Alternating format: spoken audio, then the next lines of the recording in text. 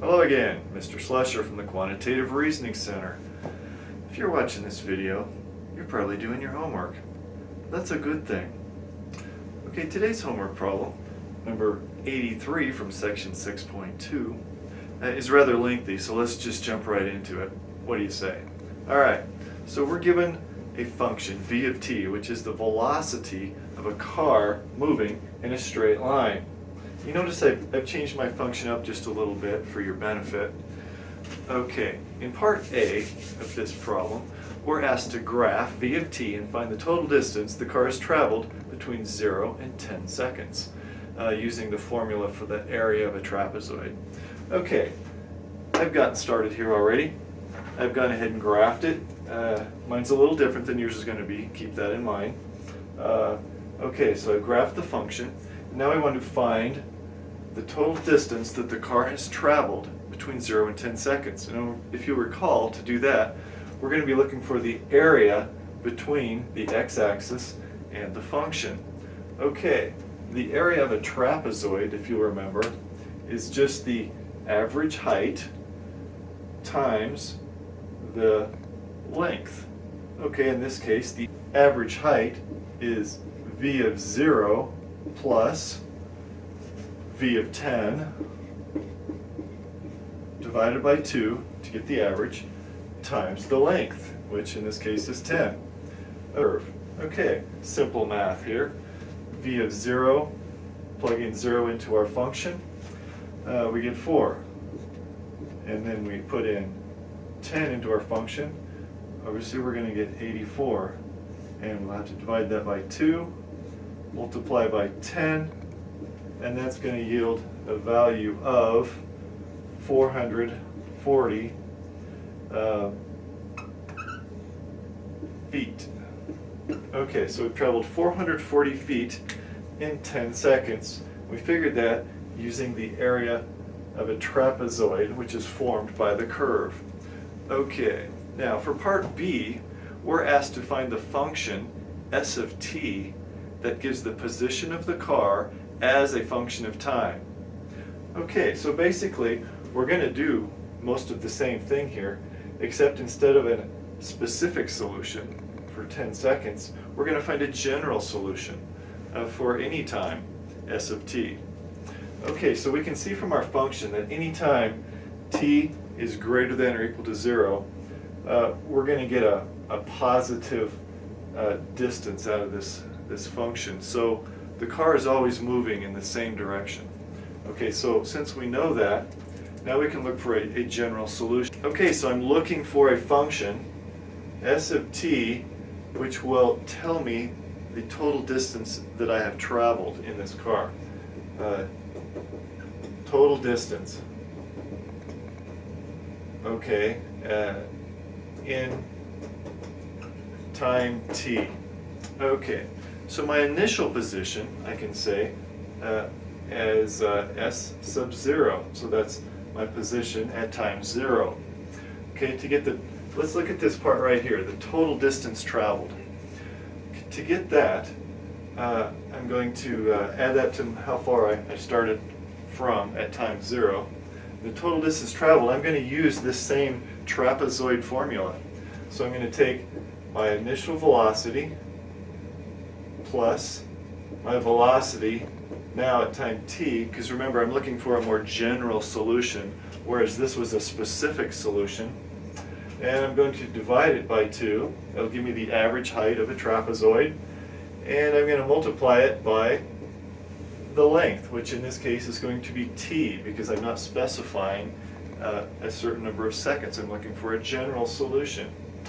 Okay, so remember, carry out the s sub 0, and I'm going to be able to use my function here to determine what these values are. Okay, so v sub 0.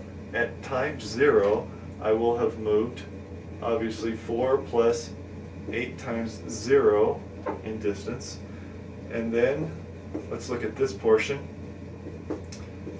I'm going to be at v of t, so that's going to be 4 plus 8t in this case. Okay, let's move over here. Now, I need to divide this portion by 2, multiply it by t, and that should give me the distance that I've traveled beyond my initial position. Okay, we can do some math here, and I'll let you do that on your own time, and you will see that you will come up with your initial position plus this portion here, which is 4t squared plus 4t, and that will give me how far I have moved in time t, and this of course is in feet. Okay, so this position function we came up with, this s of t, will tell us the distance traveled, total distance traveled at any given time t. Okay, so for part C, we're asked to use this function that we came up with and find the total distance traveled by the car between 0 and 10 seconds. And then we're going to compare that to the answer that we got in part A. Okay, so how are we going to do that? To find the total distance traveled, we're going to have to take s of 10, which gives us how far we've traveled in 10 seconds, and then we're going to have to subtract our initial position. That way we get the total distance traveled in 10 seconds, and that is what we're looking for. Okay, so let me make a little room here. Take note, 440 feet from part A. Okay, so here we go, plug in 10. Looks simple enough, so I'm going to have s sub 0 plus 4 10 squared plus 4 times 10, and then I'm going to subtract off s sub 0. So again, I can see some things are going to cancel here, and that's kind of nice. Okay, so I'm going to get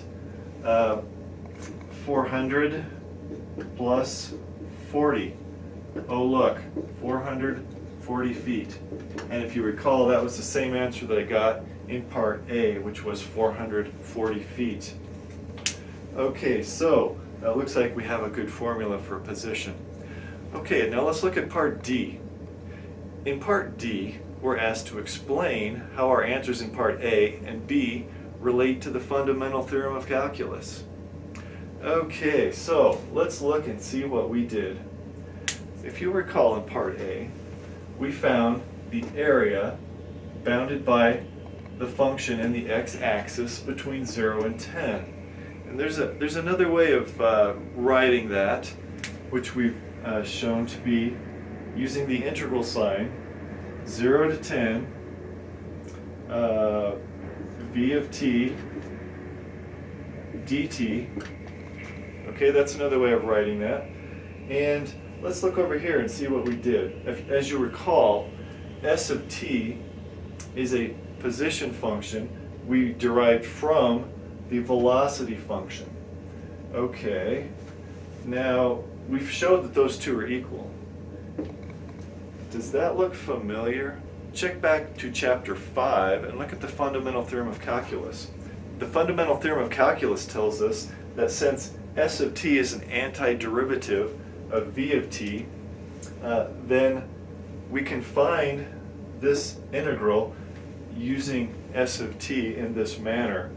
And you can see that that is exactly what we did, and that's how it relates to the fundamental theorem of calculus.